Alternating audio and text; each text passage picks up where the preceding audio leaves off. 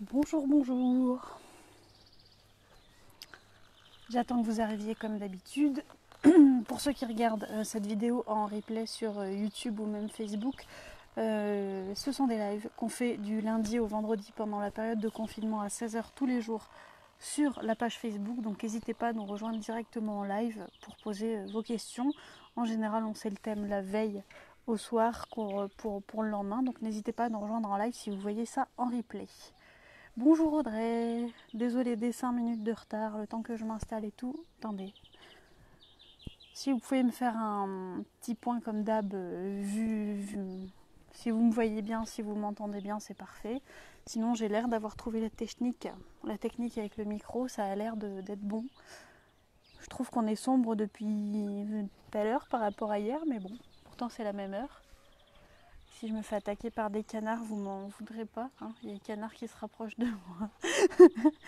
Bonjour à tous, son bon et visueux quai. Audrey, tu es une vraie assistante. C'est très dommage que je ne puisse pas embaucher quelqu'un, hein. Sinon Audrey y serait passée. Voilà, des canards qui se font des bisous juste à côté de moi, c'est mignon. Bref, vous avez l'air d'être arrivés. Bonjour à tous. Ou presque, on laissera arriver dans le temps, sachant que c'est moi qui suis en retard aujourd'hui, donc ça devrait être bon. Aujourd'hui, on va parler, comme on l'a vu hier, de la protection de ressources. Encore une fois, merci à Audrey pour les questions. Aujourd'hui, on est à 4 pages et demie, donc il y a de quoi faire. En sachant qu'on a fait le tri dans les questions, je crois qu'on en a enlevé 2 ou 3 parce que on trouvait que c'était redondant avec d'autres que tu avais déjà posées. En tout cas, merci énormément parce qu'à la fois tu crées les lives en quelque sorte avec tes questions, tu crées les directions des lives et en plus tu nous permets de cogiter et de nous casser le cerveau par moment. Donc merci énormément. N'hésite pas à continuer. Merci, merci beaucoup. Salut, salut. Donc, on va commencer directement. Que faire pour réhabituer un chien à la présence des personnes quand il mange? Alors ça, c'est quelque chose qu'on rencontre beaucoup parce qu'il y a une idée reçue qui dit qu'il faut que tout chien puisse supporter qu'un humain soit à côté, que quelqu'un soit à côté, et même qu'on plonge la main dans la gamelle sans que le chien ne dise rien. Et du coup, qui emploie pour ça des méthodes, qui enlèvent la gamelle au chien pendant qu'il mange par exemple, qui plongent la main dedans, qui font exprès de pousser le chien pendant qu'il mange, exprès pour lui apprendre apparemment à supporter une présence à côté. Alors nous, on n'est pas sur ce créneau-là, on est sur le créneau évidemment, il faut que ton chien puisse supporter une présence à côté de la gamelle, il faut qu'on puisse agir en cas d'urgence si le chien il se passe quelque chose, s'il y a un étouffement, s'il faut enlever quelque chose de la gueule, il est évident qu'il faut pouvoir agir, mais on n'est pas sur le côté on va emmerder le chien pour le plaisir et faire exprès de lui enlever ses croquettes. Faut avoir conscience que sans faire d'anthropomorphisme, imaginez que nous, on nous enlève notre bouffe, une fois ça va passer, 2 fois ça va passer, peut-être la 3e fois, moi si c'est du chocolat, je suis prête à planter une fourchette dans une main, il n'y a aucun souci pour moi. Donc vraiment, il faut aussi se mettre à la place des êtres qui partagent nos vies et arrêter de vouloir que nos chiens soient parfaits sans nous-mêmes nous remettre en question. Audrey qui dit fais gaffe, je vais prendre ça pour un défi personnel quotidien avec plaisir. Audrey, on définira le thème de demain ensemble, mais ça me semblait être sympa de parler des balades par exemple demain. Je crois que tu m'en as déjà fait un topo dans le... Pour ceux qui étaient là hier, Audrey a vraiment envoyé un mail à peu près comme ça. Encore l'écran est trop petit, avec des idées. Donc voilà, on a des lives, si le confinement dure 6 mois, on a des lives pour tous les jours. Je te ferai un MP pour une idée de live, ou plutôt c'est un souci que j'ai avec Ouzo. Aucun souci, tu peux me faire un MP quand tu veux. Je serais ravie de te filer un coup de main. Donc du coup, voilà, nous on est sur le créneau où évidemment tu dois pouvoir intervenir en cas d'urgence si ton chien s'étouffe, s'il faut retirer la gamelle pour X ou Y raison. Tu dois pouvoir passer à côté d'un chien qui mange sans souci. On pense aux familles qui ont des enfants. On doit pouvoir faire en sorte que tout le monde soit en sécurité, mais chien comme humain, chien comme canin, chien comme humain. Donc on ne fait pas ça de façon irresponsable et irréfléchie. Au contraire, c'est quelque chose de méthodologiquement... j'allais sortir un mot scientifique, on va arrêter là, où il y a une méthode, une vraie méthode à appliquer, des vraies méthodes positives, un vrai travail, et c'est pas juste vas-y je t'enlève la gamelle et si t'es pas content je te rentre dans l'art parce que c'est pareil, c'est moi qui décide. C'est absolument pas ça l'état d'esprit de la maison, donc c'est pas ça qu'on veut vous transmettre non plus. Donc comment faire pour réhabituer un chien à la présence d'un humain quand il mange? Je vais vous y raconter une histoire. C'est un client qu'on a eu en éducation canine. Les personnes m'ont dit est-ce que vous savez courir? J'ai dit bah oui, comme tout le monde, même si Oui, le souci de Pixie, je suis sur la fin de ton cours d'ailleurs, je me casse le cerveau pour Pixie, mais ça arrive, je travaille quelques heures par jour dessus, donc ça arrive, il n'y a pas de souci. Il n'y a pas de souci, Gwen qui a pris un rendez-vous à distance pour Pixie et j'ai trop hâte, mais je te fais un truc aux petits oignons comme on dit. Bref, du coup, je reviens sur mon histoire. Les personnes m'ont dit, est-ce que vous savez courir? Je dis, bah oui, comme tout le monde, je sais courir. Attention, je cours pas, je suis pas Usain Bolt, hein, mais je sais courir. Et les gens m'ont dit, bon, bah alors très bien, on va se mettre vers la porte. Et au moment où on lui donne à manger, ils étaient dans un appartement, tout ce qui est le plus banal, 60-70 mètres carrés, quelque chose comme ça. Et en fait, on s'est mis à la porte et ils m'ont dit au moment où on jette les croquettes par terre, il faut courir vers la sortie. Et ils jetaient les croquettes par terre et clairement, on courait vers la sortie parce que le chien avait une telle zone de confort qu'il te fonçait dessus dès qu'il y avait de la bouffe dans le coin. Et j'ai halluciné. Alors pour ces personnes, il a fallu une séance parce que c'était plein de choses à remettre en place et une fois que c'était mis, il fallait l'entretenir. Mais truc de fou. Donc la protection de ressources peut aller vraiment loin, notamment sur la bouffe. Et là, je l'ai vu et c'était le cas le plus hard que j'ai vu. Et même eux, ça s'est solutionné. Donc si eux, ça s'est solutionné, on peut faire quelque chose, à mon avis, pour tous les chiens qui en soucient. Donc, comment réhabituer, on va revenir à notre question pour la troisième fois, un chien à la présence quand il mange. On commence le travail évidemment à distance. Je ne vais pas vous conseiller de me foutre la main dans la gamelle, ça c'est un danger qui pour moi doit être à tout prix évité. Vous trouvez pas que je suis sombre? Ça vous dérange pas? Excusez-moi. Hein. Mais c'est juste que j'ai l'impression d'être très sombre. Sauf que je sais pas comment changer la lumière évidemment là-dessus. Donc bref, pendant que vous allez me dire ce que vous en pensez, parce que je me trouve archi sombre moi. Bon, vous allez me dire, vous allez croire que je suis bronzée comme ça. C'est pas plus mal, hein. Mais bon, comme le soleil est derrière moi, ça doit... je sais pas. Je me trouve bien plus sombre qu'hier. Bref. Vous allez me dire ce que vous en pensez. Donc on réhabitue évidemment à distance parce que ça sert à rien de mettre la main dans la gamelle du chien et de le forcer. Vous allez faire pire que bien, c'est évident. On réhabitue à distance en envoyant au chien des choses qu'il préférera plutôt que par rapport à ses croquettes, des friandises qu'on lui lance de loin pour qu'il associe le fait qu'on s'approche avec une friandise arrive dans ma gamelle. Pareil, vous faites ça au début de loin et quand vous voyez votre chien se détendre, vous avancez d'un pas et vous continuez. Si votre chien garde les ressources, grogne ou quoi que ce soit, vous reculez. Il y a absolument, on va en reparler, mais il n'y a absolument aucune faiblesse à reculer face à un chien qui grogne. Au contraire, c'est une question de sécurité. Donc on suit le rythme du chien et pas le propre rythme que nous on aimerait lui donner. On peut le mettre aussi pour manger dans une pièce calme, parce que si vous mettez votre chien dans un endroit avec du passage et que vous avez 3 enfants qui courent autour du chien pendant qu'il mange, évidemment que votre chien va être plus tenté de faire de la protection de ressources, parce qu'il sera dans un environnement stressant lui-même. Donc mettez votre chien dans un coin calme, un garage, une pièce comme ça, où il puisse prendre le temps de manger et pas forcément manger en stress en se disant voilà, cet endroit-là, je suis pas à l'aise, donc je me grouille. Voilà. Et éviter les endroits trop petits ou trop restreints, que voilà, le chien aura tendance aussi à protéger, à faire de la protection de ressources aussi derrière sur son environnement. Sur un chien qui fait ça depuis qu'il est chiot, comment modifier ce comportement de grognement surhumain quand il mange? Alors, le grognement, on va en parler justement, c'est un signal et c'est pas une agression. C'est-à-dire qu'on ne va pas chercher à enlever à tout prix ce grognement. C'est pas que j'adore quand un chien me grogne dessus, mais je suis contente. Quand un chien me grogne dessus, ça évite de passer direct à la morsure et je suis prévenue. Si vous prenez le risque d'enlever le grognement, notamment avec des méthodes traditionnelles, vous allez enlever cette alarme un peu et votre chien la prochaine fois se dira ok très bien je grogne pas, mais ça n'enlèvera pas pour autant le mal-être qu'il ressent et la prochaine fois juste il passera à l'étape du dessus qui est la morsure. Donc vraiment le grognement, ne faites pas une fixette dessus, ne l'enlevez pas à tout prix. Alors oui, il y a plein de personnes qui disent oui mon chien il n'a pas à grogner machin. Ton chien il s'exprime, c'est un être vivant, on a accepté tous ceux qui ont un chien ici ont accepté de vivre avec un être vivant sensible en plus, donc votre chien s'exprime, c'est une des manières qu'il a de s'exprimer, c'est pas une agression, il ne faut pas le prendre dans votre ego comme une agression, c'est quelque chose que votre chien exprime tout simplement.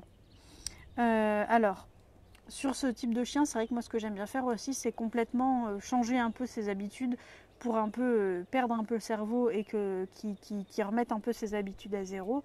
Donc sur un chien qui protège la gamelle depuis qu'il est chiot, je proposerais de changer cette gamelle pour par exemple une gamelle anti-glouton ou un truc d'occupation à la place de la gamelle pour éviter cette association gamelle égale protection. Ajouter des friandises comme je vous l'ai dit tout à l'heure en se rapprochant, ne pas le forcer parce qu'évidemment ça va faire que renforcer ce comportement. Imaginez bien que si vous avez un animal qui déjà se méfie de vous, si vous lui donnez des raisons de se méfier de vous, il va encore plus se méfier, ce qui est évident. Donc donnez-lui des raisons plutôt de vous faire confiance et de vous suivre dans vos idées, plutôt que de lui faire peur, de le surprendre ou même de lui faire mal pour qu'il vous obéisse entre guillemets, mais qu'au final votre chien flippe encore plus et se méfie encore plus de vous. La prochaine fois ce sera encore pire. Réassocier ce moment à quelque chose de positif. Éviter d'encourager les grognements quand on joue avec son chien. Du coup, si on veut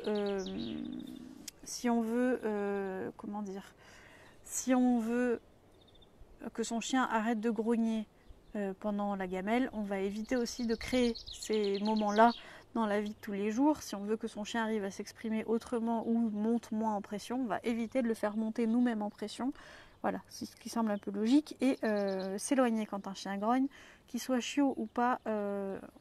Un chien grogne, je vous l'ai dit, pour montrer un signal d'inconfort. Si vous respectez ce signal d'inconfort et que vous vous éloignez, votre chien comprend qu'il peut vous faire confiance et comprend qu'il peut s'exprimer parce que vous respectez cette façon qu'il a de s'exprimer.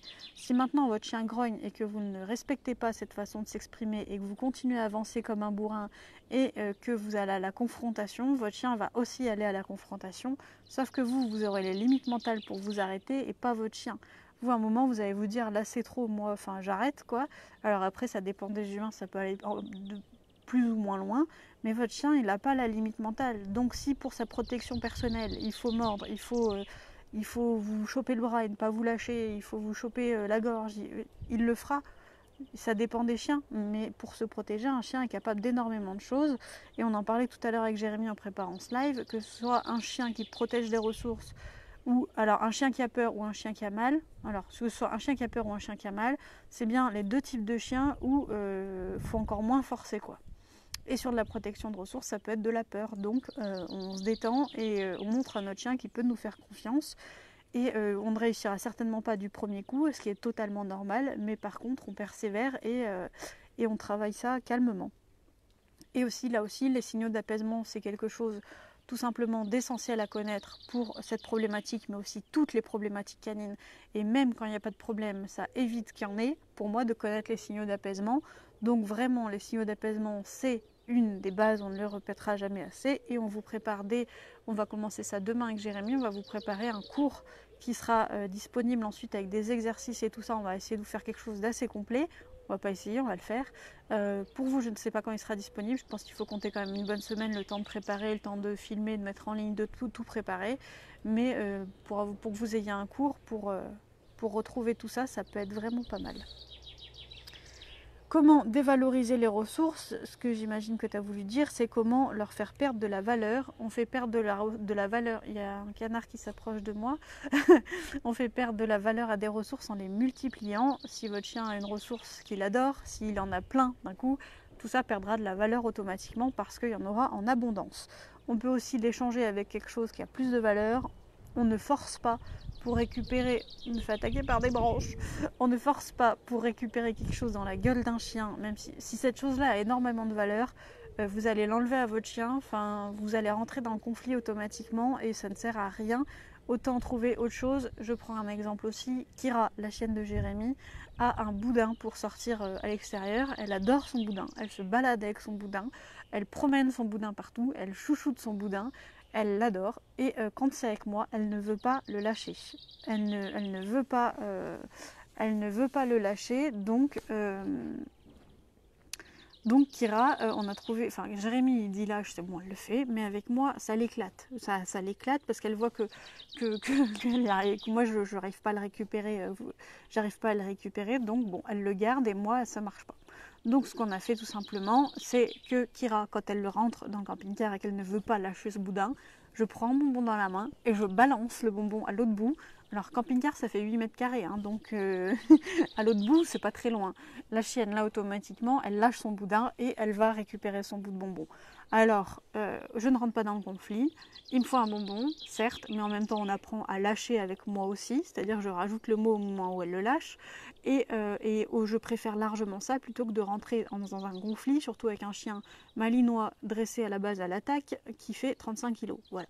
Donc moi j'ai aucune honte et je pense qu'il n'y a personne qui devrait être gêné d'échanger quelque chose avec son chien quand ça permet de récupérer autre chose de valeur.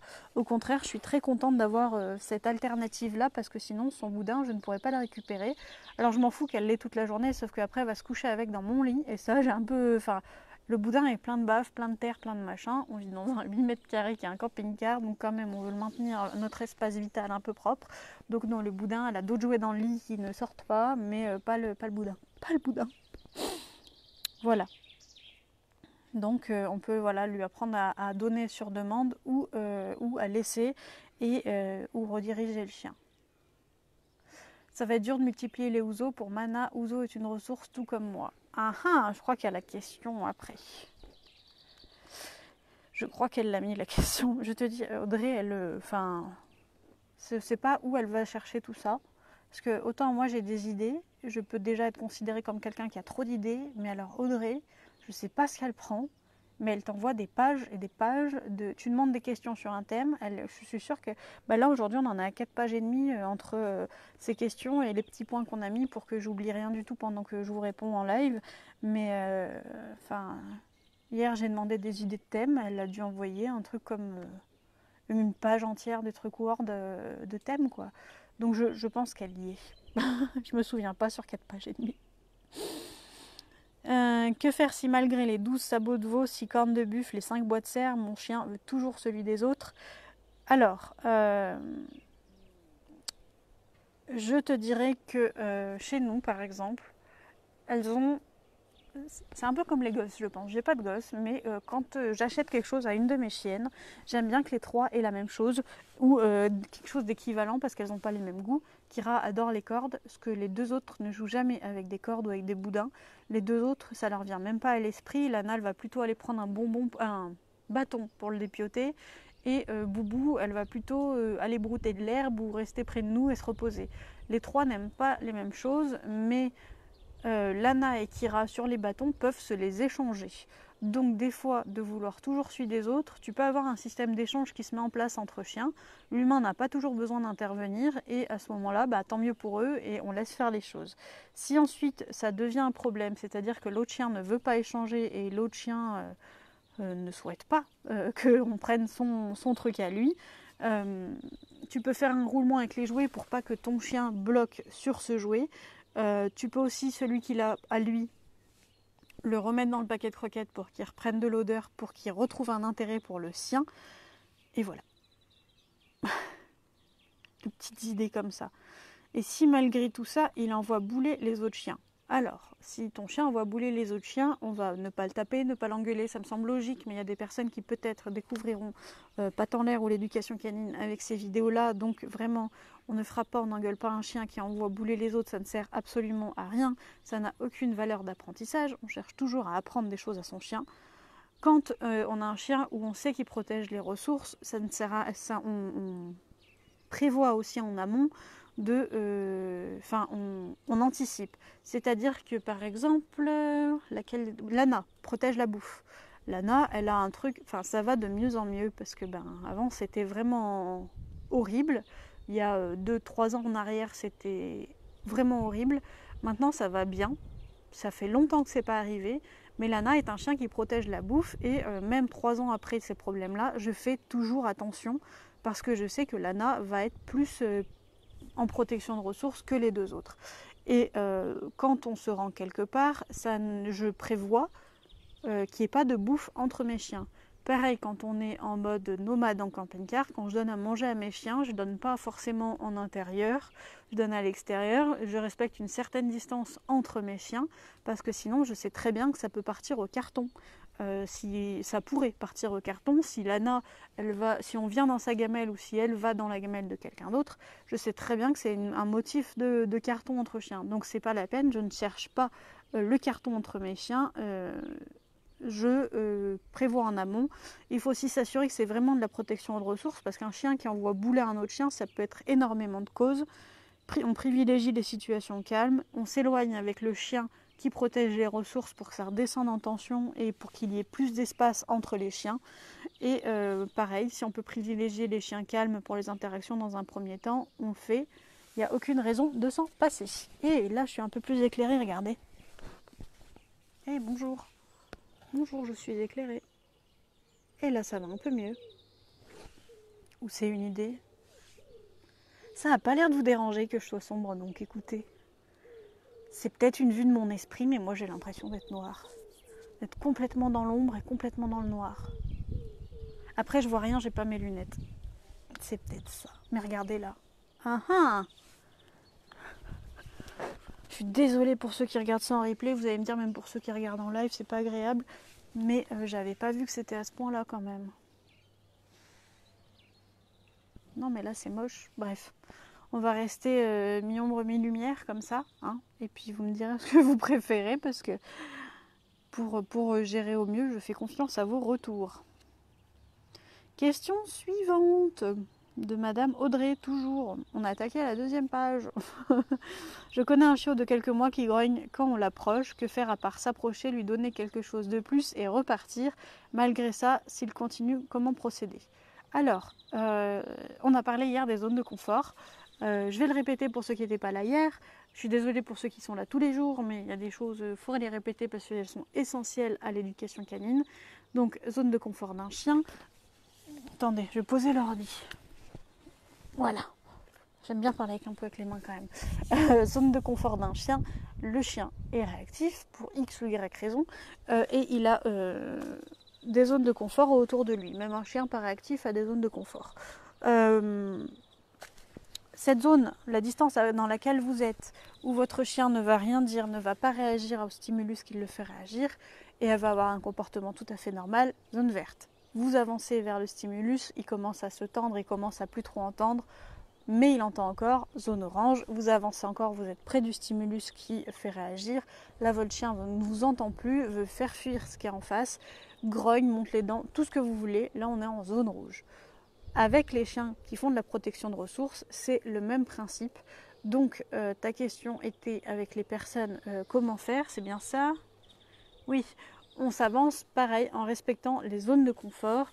On suit le rythme du chien comme avec un chien réactif, comme quand on traite la réactivité canine. On le fait exactement de la même manière. Ça ne sert à rien de brusquer le chien ou de vouloir aller plus vite que son rythme. Au contraire, ce sera complètement contre-productif. Et si je vous posais à côté du trépied sur la chaise, qu'est-ce que vous en dites, vous? Vous en foutez tant que je continue mon live. Attendez, je gigote un peu, je suis désolée, mais j'essaye de trouver...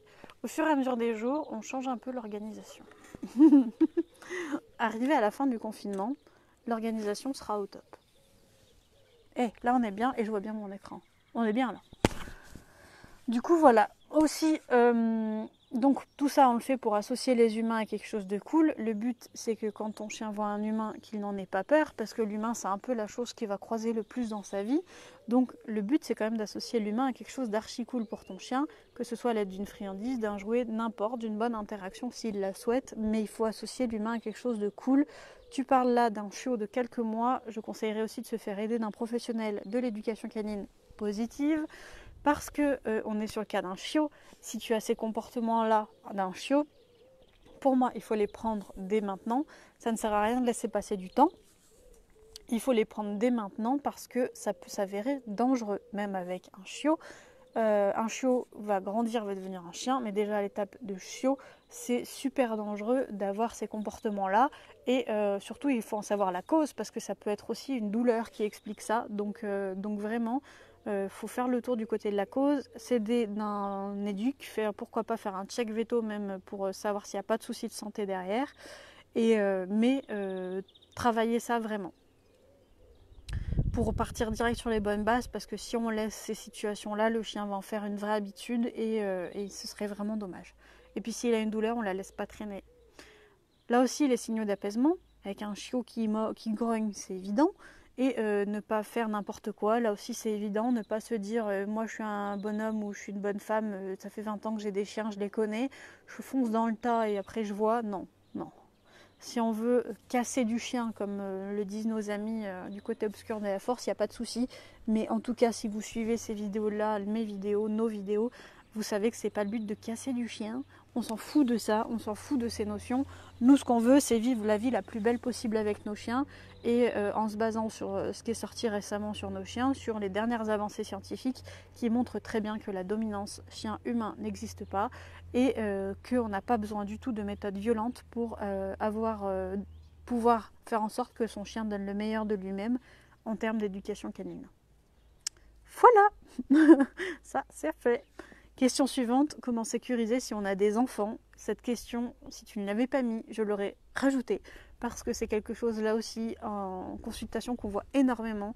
Je me souviendrai toujours d'une petite fille qui allait manger les croquettes dans la gamelle du chien, qui mangeait les croquettes du chien direct dans la gamelle, et la maman se demandait pourquoi le chien reculait à chaque fois qu'on lui donnait à manger et qu'il n'allait pas manger. Et bien en fait c'est parce que la petite fille se jetait sur les croquettes du chien et mangeait les croquettes du chien.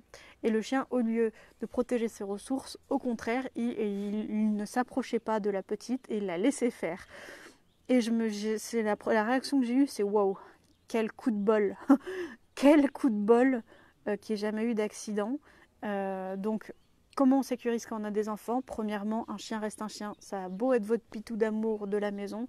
Le chien, dans la grande majorité des cas, je n'ai plus exactement les chiffres en tête, mais c'est une énorme majorité des cas. Ça tourne entre 70 et 90%. Dans cette grande majorité des cas, vous avez vu, c'est quand je lève les mains que ça devient noir. Bref, dans cette grande majorité des cas, les accidents par morsure arrivent avec un chien que la victime connaît. La victime d'un accident par morsure de chien n'est pas tout le temps un enfant, mais on sait que c'est un public à risque. Donc il faut vraiment faire gaffe. Donc on ne laisse pas un chien et un enfant tout seul sans surveillance. Il en est hors de question. Un chien reste un chien. Un chien et un enfant doivent être surveillés quand ils sont ensemble. Ensuite, ce qu'on peut faire, c'est à la fois éduquer l'enfant à tout ce qui est signaux d'apaisement. Il y a un livre qui est très bien fait, dont j'avais fait la revue sur notre chaîne YouTube, qui est les signaux d'apaisement, le langage canin pour les enfants. C'est écrit par Chantal Domaine. Je vous laisserai le lien quand je retaperai ce que j'ai dit dans cette vidéo. Je pourrais vous envoyer le lien, il n'y a pas de souci, ou je mettrai en commentaire après le live. S'il y a des enfants dans votre entourage, c'est un livre qui est très bien fait, sauf que c'est écrit par une Canadienne, donc il y a des expressions qu'on ne retrouve pas chez nous et il faut réfléchir 2 petites secondes pour se dire qu'est-ce qu'elle peut vouloir dire ici, mais c'est absolument pas handicapant dans la lecture et c'est très utile. Ça explique vraiment les signaux d'une façon simple et claire avec des jolis dessins. Donc là on éduque les enfants là-dessus, on éduque les enfants à comment interagir avec un chien, que faire, que ne pas faire. Nous on le faisait en école par exemple avec des peluches. Je l'ai aussi fait dans les écoles avec un vrai chien, mais on commence toujours par une peluche pour s'assurer que les enfants sachent bien faire ce qu'on leur a appris. Donc c'est quand même essentiel. On mettait des gommettes par exemple vertes et rouges pour savoir où on a le droit ou pas de toucher le chien. On éduque son enfant à ne pas aller voir un chien dans les moments sensibles quand il mange ou quand il dort, à ne pas se jeter dans le panier du chien, et on offre ainsi au chien un espace de vie privé, on va dire. Quand un chien a un panier dans une maison, on doit faire de ce panier un lieu de refuge pour le chien. Il doit avoir confiance en ce lieu, il doit pouvoir se retrouver dans ce lieu sans être dérangé. Et ça, c'est à nous de faire en sorte qu'il ne soit pas dérangé dans ce lieu, parce que voilà, il faut bien qu'il y ait un lieu de repos où il puisse rester au calme. Et pareil, comment sécuriser si on a des enfants? On peut aussi faire ce qu'on appelle le test de consentement, c'est-à-dire apprendre aussi aux enfants à faire ça. C'est tout à fait possible. Les enfants, quand on leur explique, sont capables d'énormément de choses. Donc le test de consentement, faites-le aussi avec vos chiens. Vous caressez vos chiens pendant 2-3 caresses, vous arrêtez et vous voyez si votre chien vous redemande des caresses ou pas. Voilà, c'est le test de consentement à la caresse. S'il n'en redemande pas, ça ne sert à rien de lui en donner. Il n'en a pas envie, il n'en a pas besoin à ce moment-là. Donc c'est complètement humain de vouloir caresser son chien. Mais il faut aussi savoir qu'il y a des moments où votre chien s'en fout royalement d'être caressé. Là aussi, je vais reprendre l'exemple de Kira, qui est la chienne de Jérémy. Bon, ça fait 3 ans que je côtoie aussi cette chienne tous les jours, donc je considère aussi que c'est ma chienne. Je l'aime autant que Lana et Bounty. Donc c'est une chienne qui est très différente de Lana et Bounty, par exemple, aussi dans le fait que les caresses, elles s'en bat les reins. Mais alors, ça dépend des jours et ça dépend des heures de la journée. Le matin au réveil, vous pouvez la caresser, il n'y a pas de souci. Par contre là, on est dans les heures où madame ne va absolument pas vouloir de câlin. Eh bien, c'est pas quelque chose qui nous frustre. C'est quelque chose qu'on comprend. Pardon. Excusez-moi, la gorge sèche. Pardon pour... je sais que j'ai un micro, je vais essayer de le boucher. J'espère que ça a été. Donc c'est quelque chose qu'on comprend, que notre chien n'a pas forcément envie ni besoin de caresses. Et on fait en fonction et on ne caresse pas, c'est tout. Enfin, il y a plein d'autres choses à faire avec un chien. Si elle ne trouve pas ça agréable à ce moment-là... Après, c'est une chienne, tu peux la caresser, tu vois qu'elle, elle s'en fout. Mais si toi, tu as envie de la caresser, bah, tu la caresses. Hein, écoute, c'est... Voilà, mais elle s'en fout. Question suivante, si le chien grogne que sur l'enfant, ne grogne que sur l'enfant, quels exercices mettre en place? On trouve la cause. Ça peut être une mauvaise expérience, un bruit, un mouvement qui déclenche ce grognement. Souvent, les enfants ne sont pas ce qu'il y a de plus tendre avec les chiens. Ce n'est pas forcément de la faute des enfants. Souvent, les enfants aussi copient les comportements qu'ils peuvent voir. Mais les enfants, je suis désolée, je suis tellement passionnée que je veux parler trop vite. Et du coup, je vais parler un peu plus lentement.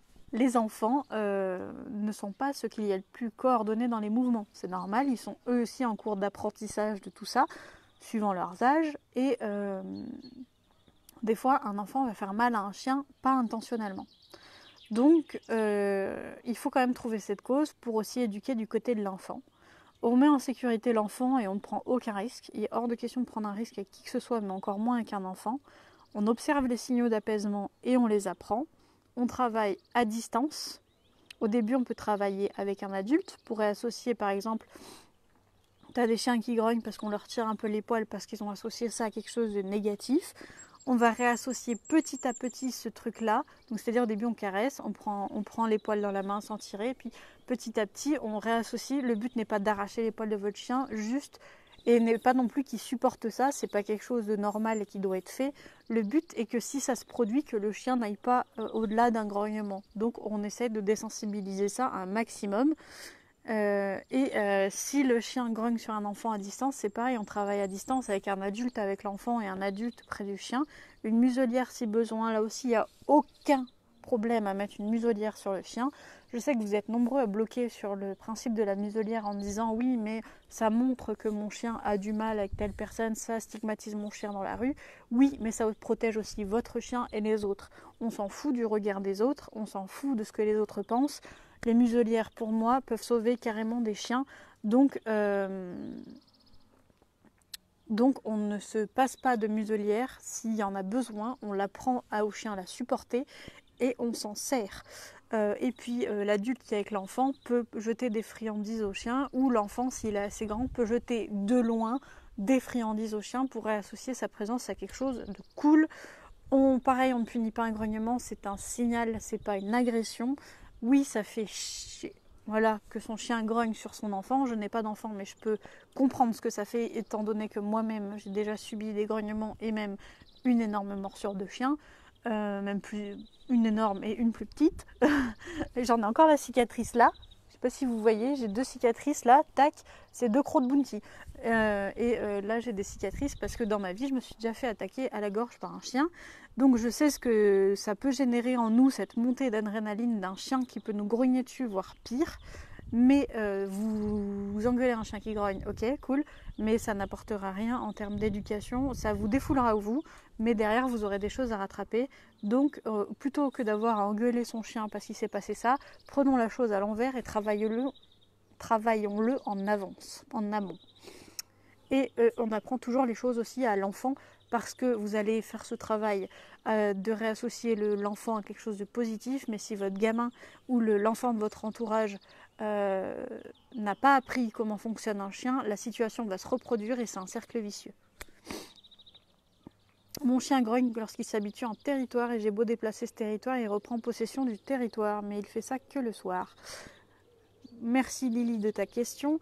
Un chien n'est pas un animal territorial. Il peut avoir ce qu'on appelle un territoire affectif, c'est-à-dire que autour des personnes qu'il apprécie, il peut avoir un périmètre de sécurité, un peu comme une zone de confort. Mais un chien n'a pas un territoire physique de place. Enfin, le jardin n'est pas un territoire du chien, s'il y a un chien dans le jardin. Par contre, tu me dis déplacer ce territoire. Ça doit être associé à un objet ou à de la bouffe ou à toi peut-être. Donc, quel objet déplaces-tu? Qu'est-ce que tu déplaces pour déplacer ce territoire? Et de dire qu'il fait ça que le soir, les chiens, notamment selon leurs âges et selon leur activité physique, peuvent avoir un changement de comportement. Attention, ça ne devient pas des loups-garous, mais peuvent avoir un changement de comportement entre le passage entre le jour et le soir. Ce qui se passe aussi chez l'humain, notamment chez les enfants et chez les personnes âgées. Il y a un changement interne qui se passe et on peut changer de comportement un peu et il y a cette phase de transition qui peut se passer. Donc, à toi de me dire ce que tu changes pour que ton chien déplace son territoire.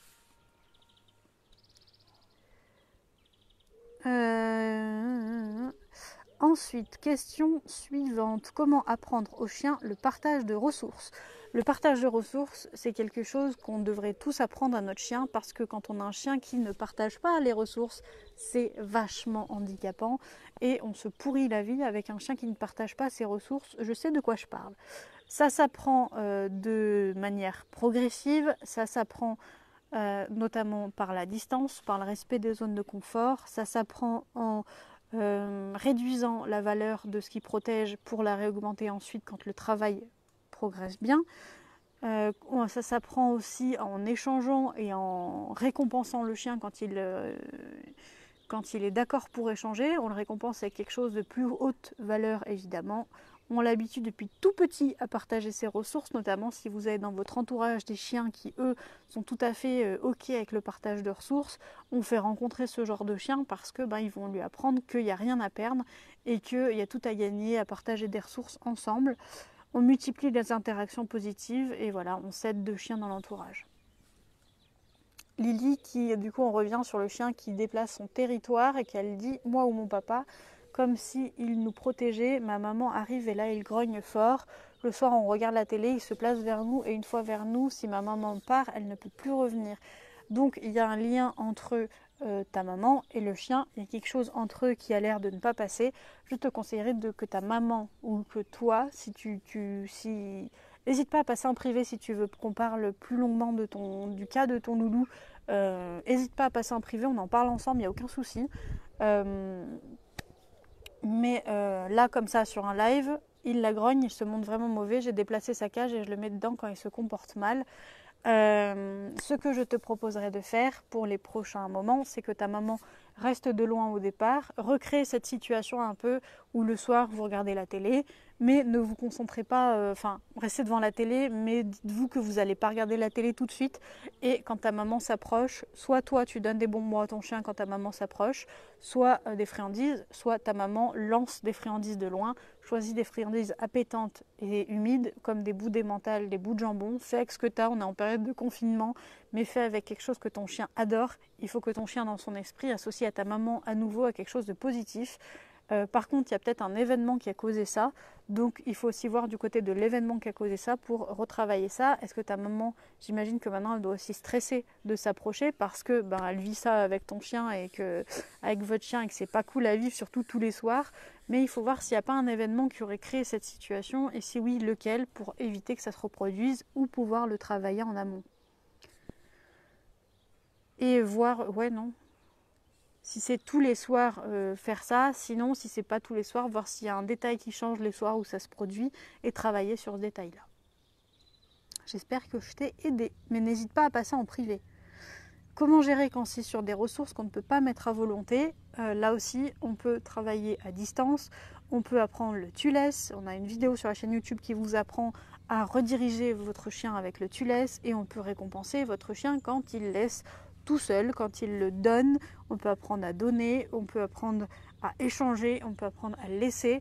Il y a plein de choses à faire, donc on le fait. Merci, il le fait avec moi maintenant. munis-toi de bonbons s'il adore les friandises. Si tu as un chien qui ne raffole pas des friandises, essaye avec.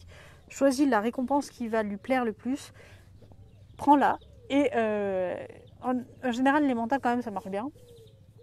Et en étant de loin, lance des friandises à ton chien. S'il grogne, tu recules. S'il grogne pas, tu avances. Il va comprendre que tu as une ressource sur toi aussi et que c'est dans son intérêt aussi de revenir à un état calme. Et nous, il faut essayer de se détendre. Ce qui est super chaud quand tu as un chien qui te grogne dessus. Hein. Personnellement, j'ai fait une fois l'expérience avec Bounty d'un espèce de somnambulisme où ma chienne s'est levée, on était en pleine nuit, elle avait les yeux révulsés et elle avançait vers moi en grognant.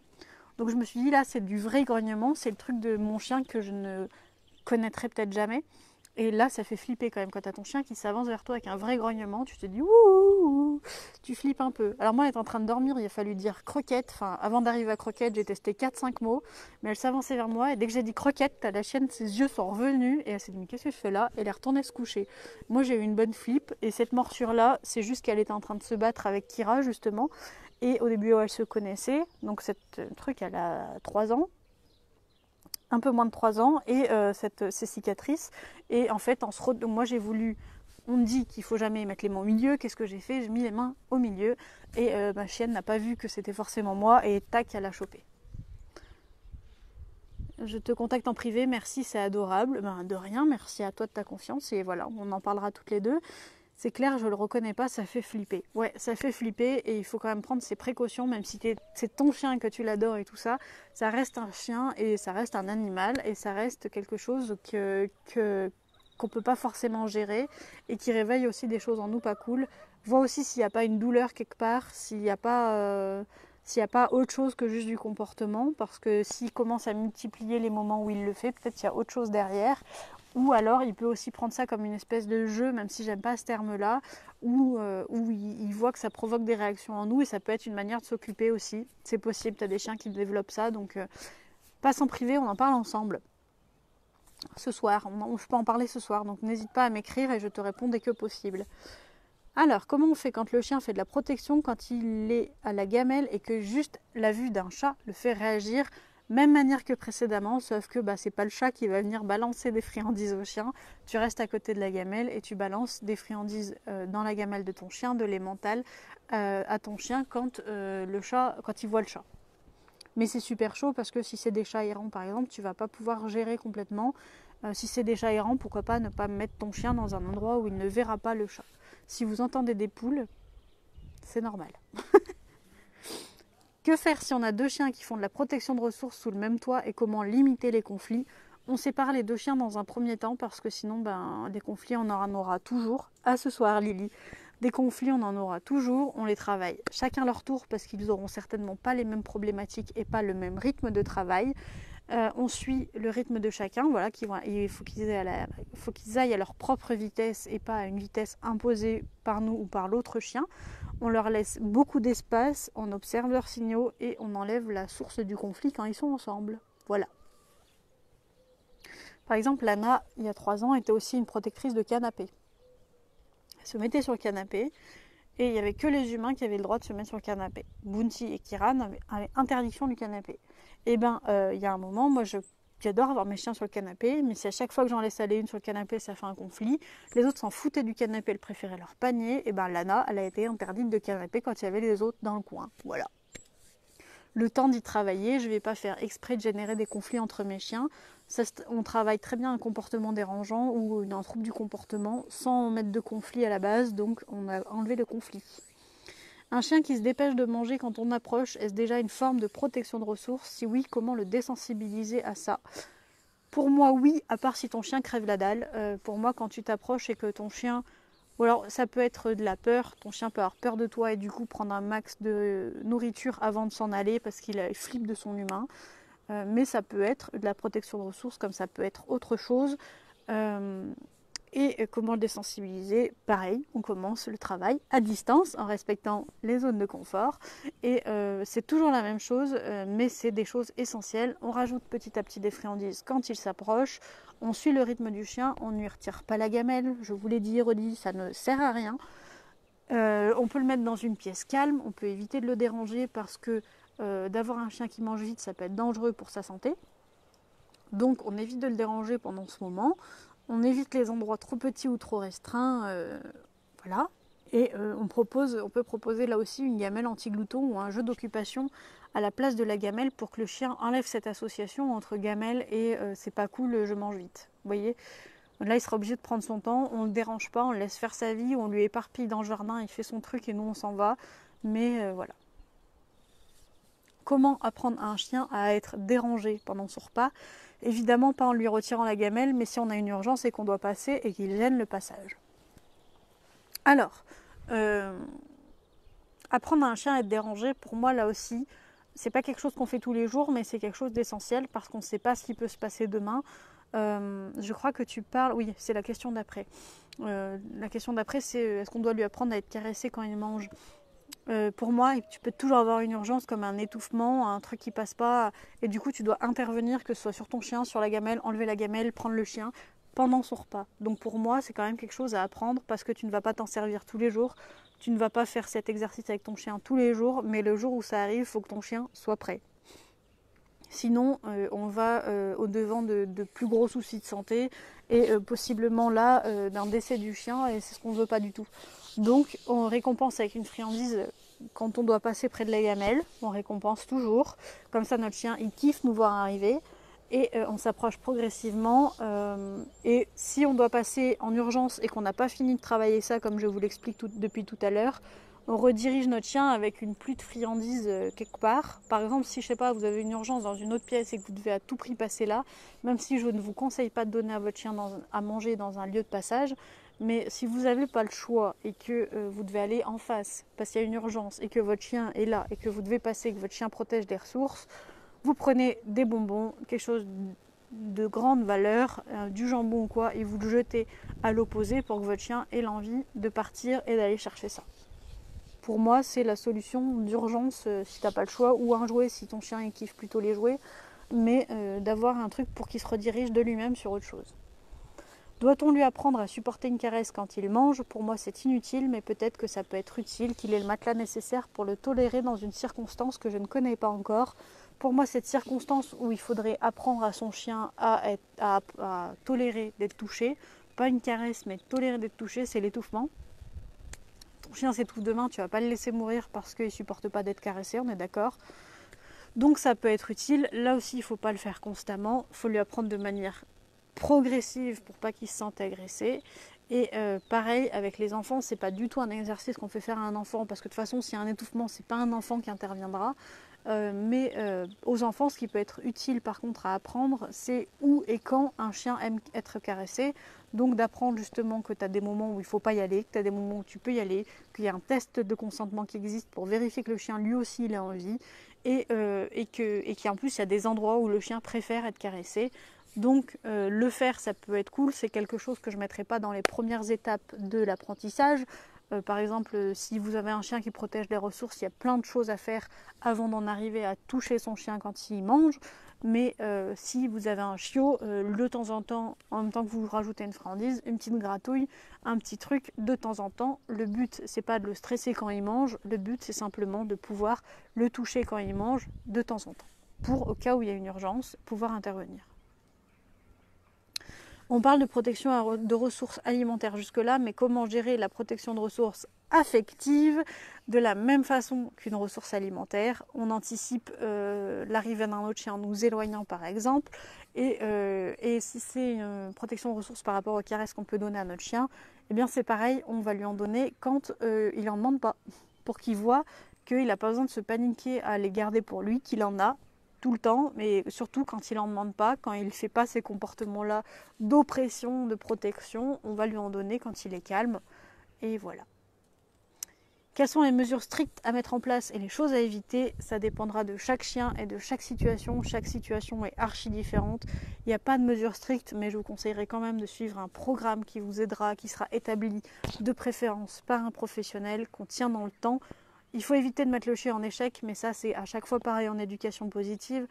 C'est-à-dire que si votre chien retombe dans ses comportements de protection, on va renforcer ses comportements de protection, le chien va voir qu'il a raison de réagir ainsi, donc c'est ce qu'on ne veut pas. On veut lui montrer qu'il y a une autre façon de faire et que c'est cette façon-là qui est la bonne. Donc on va toujours vers le plus avec son chien, vers le positif, et on évite de le mettre en échec. Il faut rester régulier dans le travail avec son chien. Si vous n'êtes pas régulier, ça ne peut pas marcher non plus. Parce que vous allez le faire un jour et le lendemain non. Le chien va se dire dans son esprit, ça marche un jour, mais ça marche un jour sur deux, donc ça ne marchera pas. Le manque de connaissances aussi, là aussi, c'est pour ça que je vous dis que notamment pour des soucis comme ça, le mieux c'est de se faire accompagner par des professionnels, par un professionnel, et parce que ce professionnel a quand même les compétences pour vous aider et va vous transmettre à vous les connaissances pour faire face à ce souci-là. Donc ne vous passez pas de ça, ne vous passez pas de ça, ça demande énormément de patience, ça va vous demander déjà un travail énorme, donc économisez-vous les connaissances et faites appel à un professionnel pour les avoir directement. Voilà. Comment faire en sorte de préparer ces événements pour éviter de se retrouver dans cette situation, la situation de la protection de ressources, qui est le sujet d'aujourd'hui.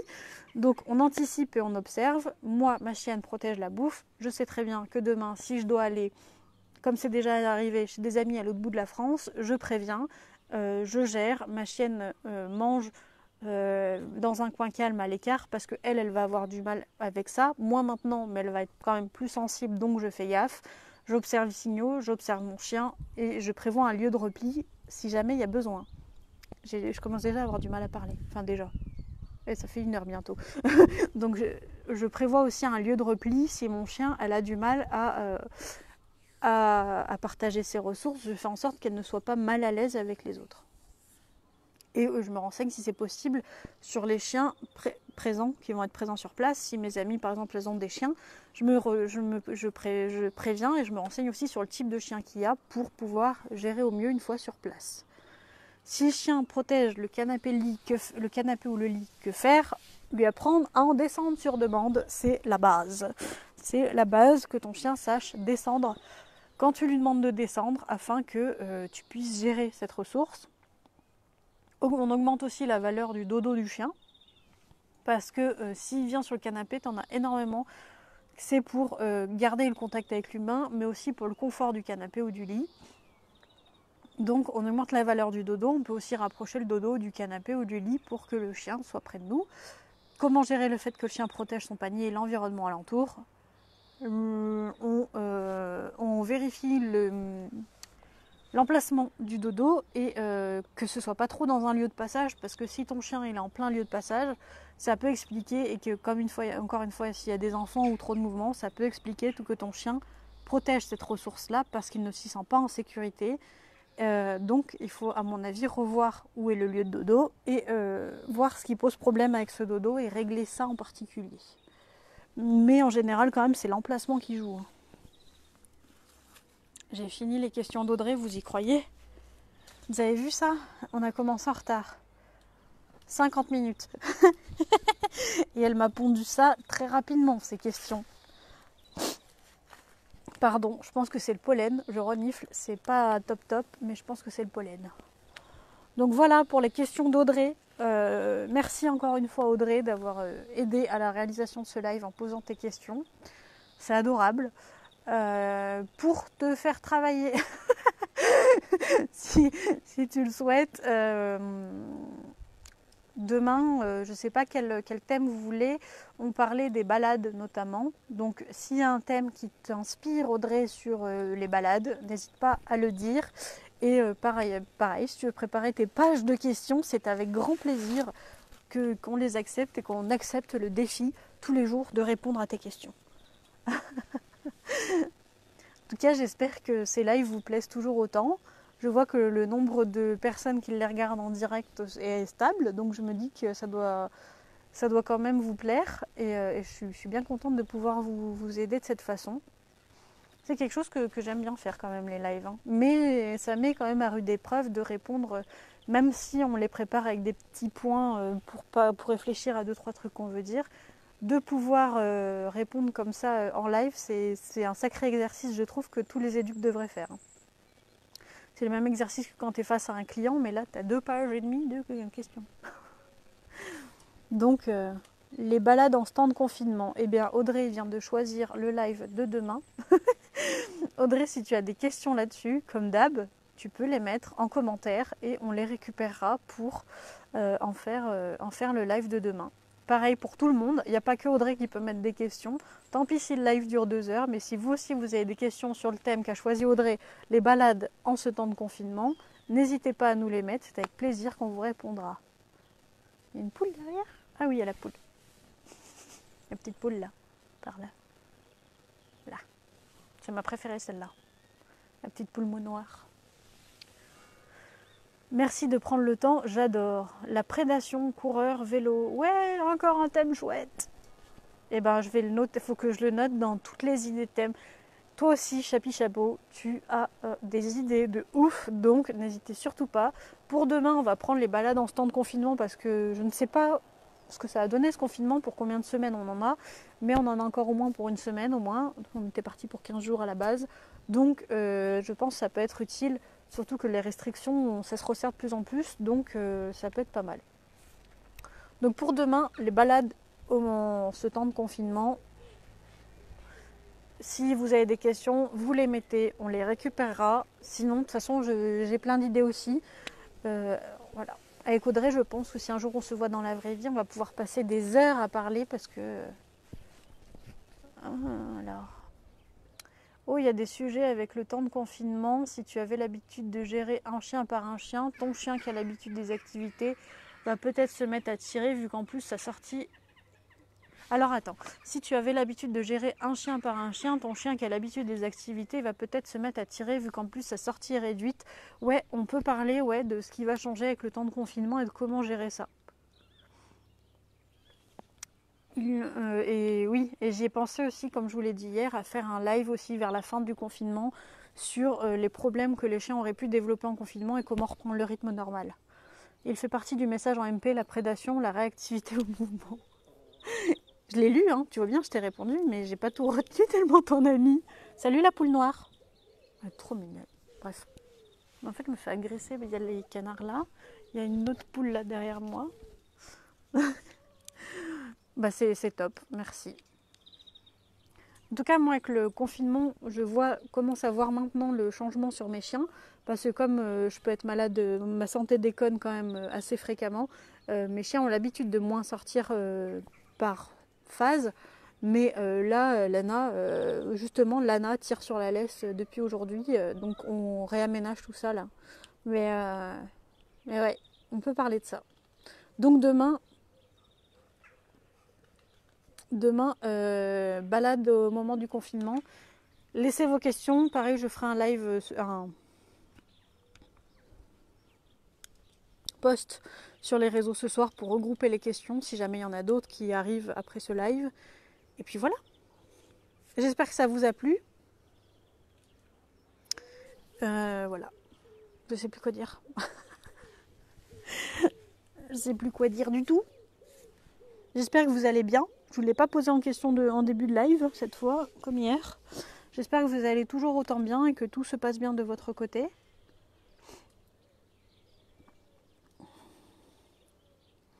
Pour ma part, j'évite d'aller aux courses, quoi. J'y vais, mais c'est vachement anxiogène. Donc ce que je peux comprendre complètement, mais c'est juste que pour les personnes anxieuses, ça en rajoute une couche et il faut savoir le gérer. Mais j'espère que vous, de votre côté, ça va, que tout se passe bien, que vous gérez bien.